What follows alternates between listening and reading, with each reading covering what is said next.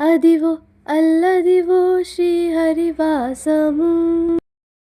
ఈ పవిత్రమైన పుణ్యదినాన తిరుపతికి వెళ్ళి స్వామివారి దర్శనం చేసుకోలేకపోయినా మన దగ్గరే ఉన్న వెంకటేశ్వర స్వామి గుడికి వెళ్ళి ఖచ్చితంగా దర్శనం చేసుకునే ఉంటారు కదా.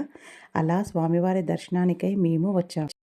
స్వామివారి దర్శనంకి వెళ్తూ మరి వైకుంఠ ఏకాదశి మహిమ కూడా తెలుసుకుందామా.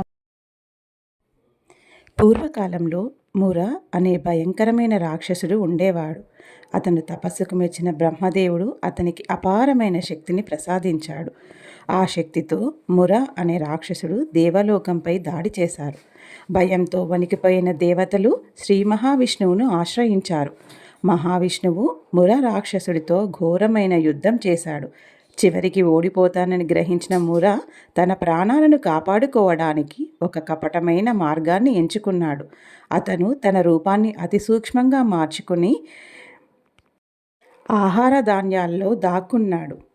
అదే సమయంలో విష్ణువు బదరికాశ్రమంలో విశ్రాంతి తీసుకుంటుండగా అతని శక్తి నుండి ఒక దివ్యమైన రూపం అవతరించింది. ఆమెనే ఏకాదశి దేవి. ముర రాక్షసుడిని సంహరించింది మరియు లోకాన్ని రక్షించింది.